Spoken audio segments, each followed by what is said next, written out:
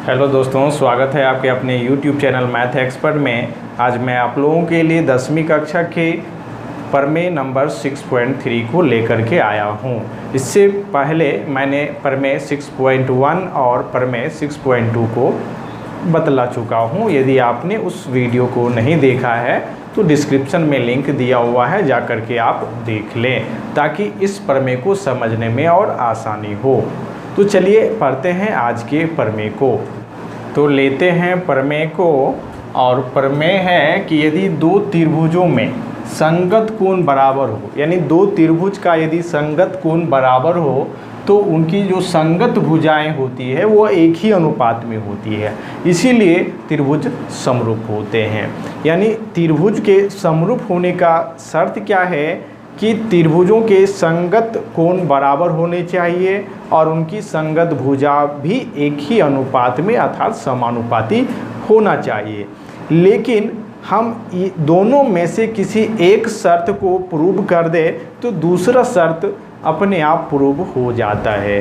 ये कहने का मतलब हुआ यदि दो त्रिभुजों के संगत कोण बराबर हैं तो उनकी संगत भुजाएं अपने आप एक ही अनुपात में हो जाती है, या उनकी संगत भुजाएं एक ही अनुपात में है तो संगत कोण बराबर हो जाता है। इसीलिए हम समरूप सिद्ध करने के लिए सिर्फ एक शर्त को प्रूव करना जरूरी होता है, दूसरा अपने आप पूरा हो जाता है। तो कहने का मतलब है कि त्रिभुजों का संगत कोण बराबर होता है, बराबर हो तो उनकी संगत भुजाएं एक ही अनुपात में होती है, इसलिए त्रिभुज समरूप होते हैं। तो दो त्रिभुज है, दो त्रिभुज हम बना लेते हैं। पहला बना लेते हैं ABC, और जो दूसरा त्रिभुज होगा इससे थोड़ा बड़ा बनाएंगे हम।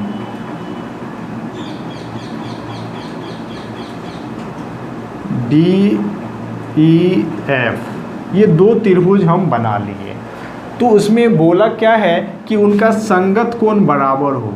संगत जैसे कोण A का कोण D बराबर है, कोण B जितना है उतना ही कोण E है, कोण C जितना है उतना ही कोण F है, यानी इनका संगत कोण बराबर है, यानी दिया हुआ है। दिया है क्या कि कोण A बराबर कोण D, कोण B बराबर कोण E और कोण C बराबर कोण F, यानी संगत कोण बराबर है। तो उनकी संगत भुजाएं एक ही अनुपात में होती है, ये सिद्ध करना है। यानी सिद्ध करना है कि उनकी संगत जो भुजा है जैसे AB और DE ये एक ही अनुपात में होगा, यानी AB बटे DE जितना अनुपात में होगा उतना ही BC बटे EF, BC बटे EF और उतना ही होगा AC बटे DF, AC बटे DF। यही सिद्ध करना है कि संगत कोण बराबर होने के बाद उनकी संगत भुजा एक ही अनुपात में हो जाती है। तो सिद्ध करने के लिए हम कुछ रचना करते हैं। रचना हम क्या करेंगे कि जितना AB है उतना ही हम D से काट लेंगे, इस पे D से उतना ही नाप करके हम काट लेंगे। जैसे मान लेते हैं यहाँ पर कटा, और जितना AC है उतना ही हम D से रख करके यहाँ काट लेंगे और इसको मिला देंगे। यानी जितना AB है उतना ही यहाँ नाम लिख देते हैं हम MN, यानी जितना AB है उतना ही DM है और जितना AC है उतना ही DN है। ये है वो हम काट लिए, ये हम रचना किए हैं। यानी रचना क्या कर दिए कि AB बराबर DM तथा AC बराबर DN, ये रचना कर दी, काटें। ठीक है, अब हम क्या करेंगे, इसी दो त्रिभुज में आएंगे हम, ये त्रिभुज में और ऊपर वाला त्रिभुज में, ये दोनों त्रिभुज में हम आते हैं। यानी त्रिभुज ABC और त्रिभुज DMN, ये दो त्रिभुज में हम देखते हैं। तो दोनों त्रिभुज हमें क्या देखते हैं कि जितना ए बी है उतना ही डी एम है, यानी एक भुजा बराबर है, ए बी बराबर डी एम। ये रचना हम किए हुए हैं, यहाँ पे ये रचना किए हुए हैं, ये रचना से है। दूसरा, कोण ए बराबर कोण डी, ये दिया हुआ है संगत कोण से, कोण ए बराबर कोण डी, ये ऐसे भी यहाँ दिया हुआ है, दिया है।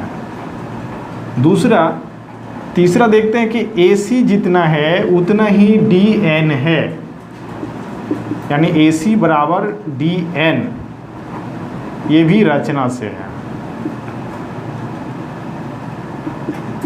ये भी हम ए सी बराबर डी एन, ये रचना किए हुए हैं। तो हम क्या देखते हैं कि ये दोनों त्रिभुज जो है साइड एंगल साइड, यानी भुजा कोण भुजा से ये सर्वांगसम हो गया, यानी त्रिभुज ए बी सी सर्वांगसम त्रिभुज D M N S A S सर्वांगसम नियम, ये सर्वांगसम नियम से सर्वांगसम हो गया। तो हम जानते हैं कि जब सर्वांगसम कोई त्रिभुज सर्वांगसम होता है तो उनका संगत कोण बराबर होगा, संगत भुजा भी बराबर होगा। तो क्या हो जाएगा कि जितना b है उतना ही m होगा, इसलिए कोण b बराबर कोण m तथा कोण c बराबर कोण n होगा संगत कोण से,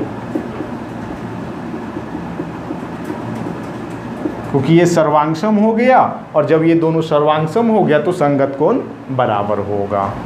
या कोण b बराबर हम लिख देते हैं e, ये देखिए दिया हुआ है कोण b बराबर e, यानी e बराबर m तथा कोण c बराबर हम लिख देते हैं f, यानी कोण f बराबर हो जाएगा कोण n,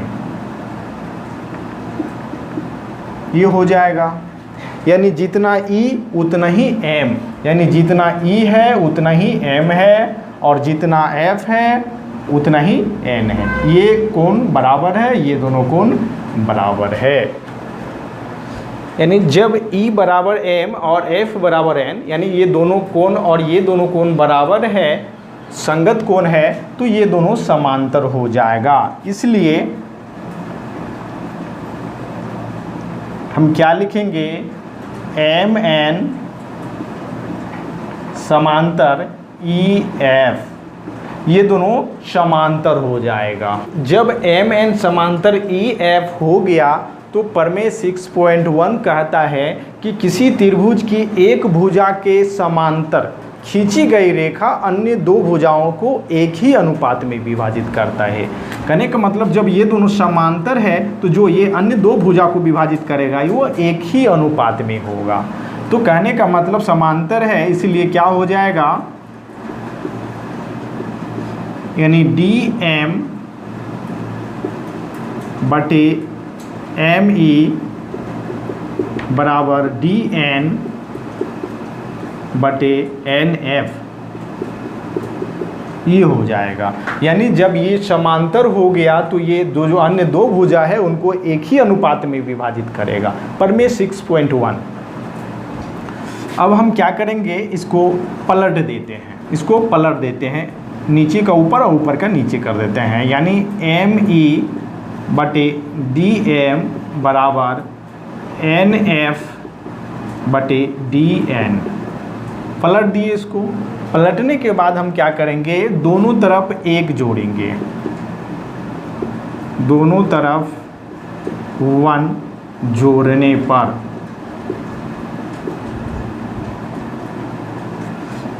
यानी कि एम ई बटे डी एम प्लस 1 और एन एफ बटे डी एन प्लस 1,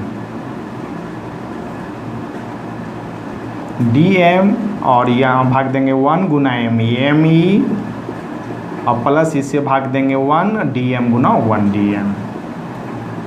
इसी प्रकार इधर हो जाएगा dn फिर nf और प्लस dn। अब हम क्या देखेंगे कि me प्लस dm, देखिए me और प्लस dm ये दोनों मिलके क्या हो जाएगा de बटे dm। और देखिए nf plus dn, nf plus dn ये दोनों मिलके क्या हो जाएगा df बटे dn, यानी de बटे dm बराबर df बटे dn हो गया। फिर अब हम इसको एक बार और पलट देंगे, एक बार और पलट देंगे तो क्या हो जाएगा पलटने के बाद dm बटे de बराबर dn बटे df, यानी कि नीचे वाले को ऊपर और ऊपर वाले को नीचे कर दिए। अब देखिए dm बटे de हो गया तो dm बटे de हो गया तो dm बराबर हम ab लिख सकते हैं क्योंकि ये दोनों बराबर है, तो इसलिए हम dm के बदले में हम ab लिखे, ab बटे de बराबर, और dn जो है ये किसके बराबर है ac के बराबर में है, इसीलिए हम लिखेंगे ac बटे df। ये हो गया समीकरण 1, ये निकल गया समीकरण 1। अब देखिए हम क्या करेंगे, पुनः फिर से हम क्या करेंगे कि जैसे कि अभी हम AB और AC के बराबर में इसको काटे थे, अब हम क्या करेंगे AB और BC के बराबर में काटेंगे, इसको काट करके हल करना है, यानी AB और BC के बराबर में हम काटेंगे ऐसे, और फिर यही पूरा प्रक्रिया करना है। जब इसी पूरा प्रक्रिया करेंगे तो क्या निकल के आएगा हल, वही आ जाएगा AB बटे DE बराबर BC बटे EF, यानी जब हम पूरा प्रक्रिया करेंगे तो यही निकल के आएगा AB बटे DE बराबर BC बटे EF, यही निकल के आएगा समीकरण 2। अब 1 2 से लिख देंगे हम समीकरण 1 और 2 से, यानी कि AB बटे DE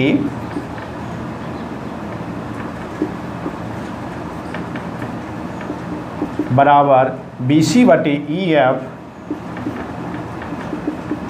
बराबर AB बटे DE बराबर AC बटे DF है, इसको भी लिख सकते हैं क्योंकि ये चारों बराबर है, ये जो चारों है ये बराबर है, इसलिए हम चारों को बराबर में लिख रहे हैं AC बटे DF, और यही हमको प्रूव करना था, ये प्रूव हो गया। तो इस तरह से हम ये समझ गए कि किसी दो त्रिभुज समरूप होते हैं, यदि उनके संगत कोण बराबर होता है तो अपने आप उनकी संगत भुजाएं एक ही अनुपात में हो जाती है, और यदि उनका संगत भुजा एक ही अनुपात में है तो संगत कोण भी एक ही मतलब बराबर हो जाता है। तो दोस्तों ये वीडियो कैसा लगा कमेंट करके ज़रूर बतलाएं, और वीडियो पसंद आए तो लाइक ज़रूर करें, और अभी तक चैनल को सब्सक्राइब नहीं किया है तो चैनल को सब्सक्राइब करने के साथ बेल आइकन को ज़रूर दबा दें। वीडियो देखने के लिए बहुत बहुत धन्यवाद।